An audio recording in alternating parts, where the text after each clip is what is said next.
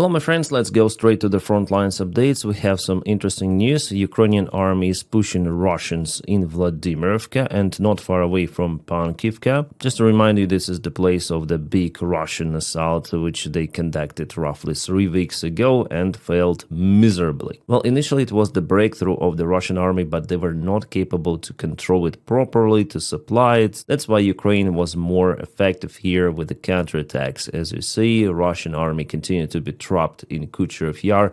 However, from the information I have, Russia tries to reinforce this direction, pouring more forces, but so far without success. They just have more losses. Before, Russians moved towards Mayak and Pankivka, but now Ukraine counterattacks also from this direction, which is awesome. Awesome news we have. Well, generally it was yesterday and today, and I also see that Ukraine moved towards Ruzzians village, the small one, but could be crucial because it goes alongside this river, and there is the road which connects Boykivka village and Ruzzians villages, so Ukraine potentially may use this road to cut entire Russian group in Pokrovsk direction. And also, Ruzzians is not longer the target for the Russian army. For them, the main target is to secure their forces in this direction. For now, they're unable to do even that task. One more factor why Ukraine was successful here are Ukrainian tanks and armored vehicles, because Russia assaulted mostly with infantry, but Ukraine counterattacked using vehicles that mainly were not hit by Russian drones. My friends, on my Patreon page and also on the membership of this channel, I published unique content about our soldier. Remember the case then he pretended to be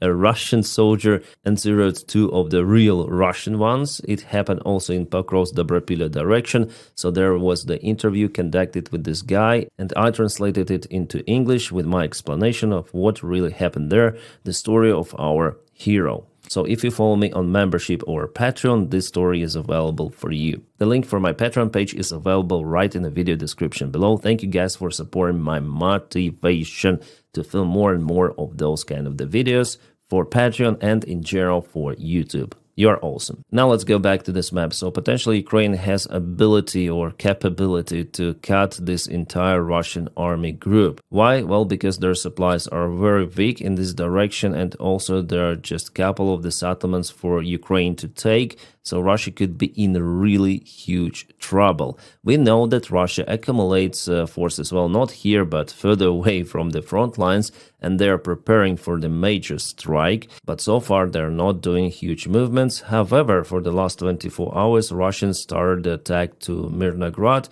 using this road. There were 4 of the armored vehicles in the convoy. Guys, I'm still waiting for the video to share with you and to explain what actually happened there. But according to reliable sources, our commanders from the front lines, the Russian attack was repelled and all of the vehicles were kaputted. And this map published by different analytics, definitely Ukraine took Zatishuk and Boykivka under control. We had the confirmation about it 3 days ago. And yes, Ukraine is moving from 2 of those directions. Actually awesome. This attack, for example, to Rizne was possible because Russia lost control over Novoekonomichne. They tried to regain it, but they lost lots of the vehicles. And now Ukraine is pushing on the north. And Russia definitely has high chances to lose this part. Absolutely. And yeah, here we have the visual confirmation even that Boykivka, not far away from Fedorovka and Zatishuk, there's the presence of the Ukrainian army, this northern side of this bridgehead which Russia created before, but we're not able to hold absolutely. Wow, interesting case. You know what? Not just Russia is moving the forces out from the Sumy region, but Ukraine also does the stuff. We have the analysis from OSINT Analytics. Judging on the current changes on the front lines, there was the replacement of 156 mechanized brigade, which was sent to Pokrovsk. It was replaced with 47th mechanized brigades, which came from Totkino direction, also not far away from this region. 156 has more of the vehicles, more army men, so they go to Pokrovsk. It means that Ukraine is preparing for the major Russian strike in the east. So I would say, yeah, it's important actually to trap Russian army here right now, because it might create difficulties for Russia in this sector. If they are trapped in here or here, it could be like a really severe challenge for Russians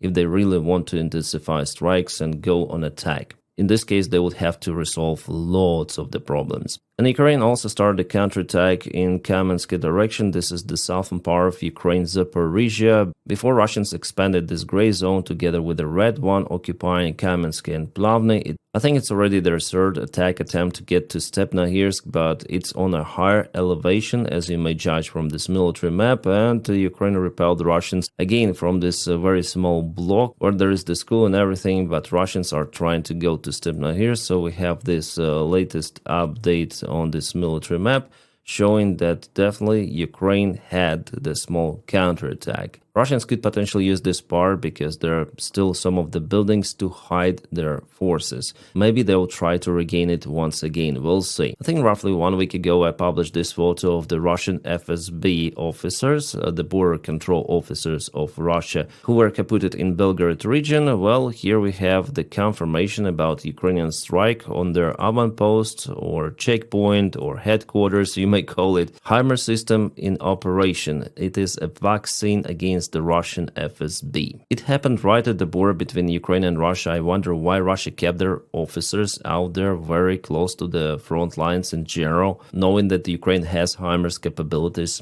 Very strange. But there are some areas on the front lines where Russia gains the ground. For example, here they advanced for the last 24 hours, expanding the gray area not far away from Ternova, and also in this field. There are no any villages even nearby. Also, Russia is focused to occupy Liman. I think they want to do it this year, judging on their attack vectors, which are coming from Sreblansky forest and also from this northern side. When we check out their movement, so it was yesterday, it is today, they a little bit expanded from this side in Sreblansky forest and moved to the tiny village of Derilove and to this lake near Novoselivka. Again, yesterday, today, gray zone expansion. The distance from Liman is now almost 9 kilometers. I would say quite close. Also, Russia moved towards Zarichne, I think the last months. The major Russian plan is vividly clear. Liman, they want to occupy and move to Slovansk from this side, but it will not be possible, I think,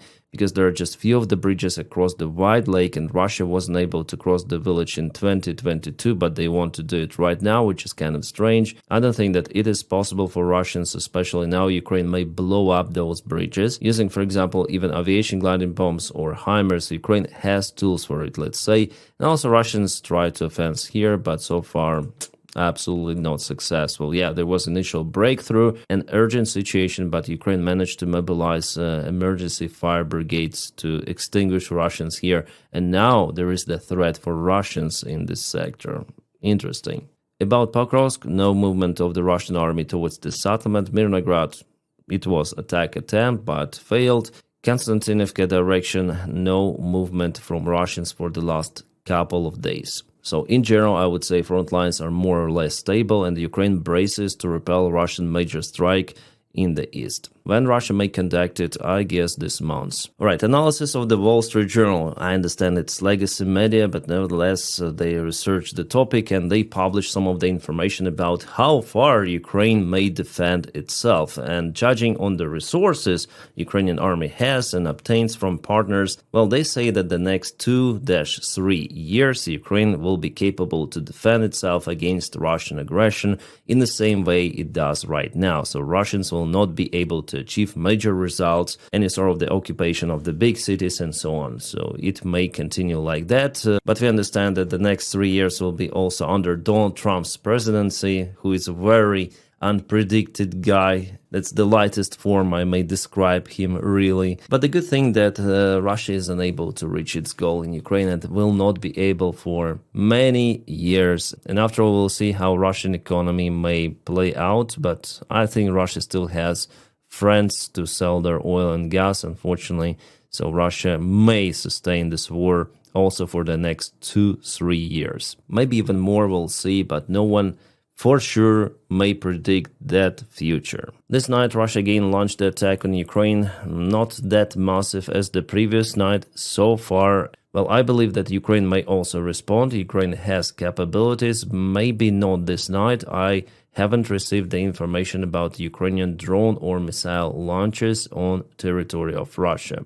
By the time I'm recording this video, just Russian drones were spotted in Ukraine, and they're heading towards Encircled, maybe Kiev, Vinnytsia region, Zhytomyr, could be also Starokonstantinov airfield of Ukraine, which has been targeted many of the times. But Ukraine has air defense, and Ukraine moves airplanes out almost every night. And you guys tell a lot in the comments about Ukrainian Flamingo missile. Well, so far there is no really registered successful use of that missile on Russian territory. Well, there was the strike on FSB checkpoint close to Crimea, but it wasn't that successful, I would say. I mean, precision of the strike, not the power. And my guess that Firepoint company wants to upgrade missiles at first, navigation system, and only after use those. For now, mainly those were the test launches, but I'm sure that this missile will be used in the future quite widely. My friends, please check out my channel for more videos. For example, today I filmed about the massive attack of Russia on Ukraine, and there was also the attack of Ukraine on Russia. Ukraine hit Russian refinery,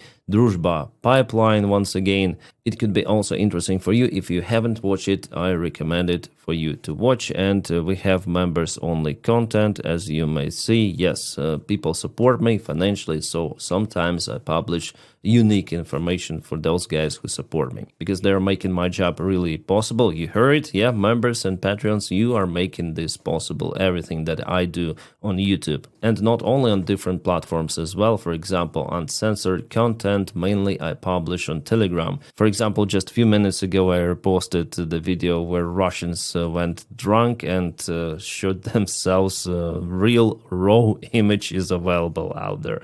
I cannot share it anywhere but on Telegram. And guys, I wish you all a peaceful sky wherever you are, and have a great time.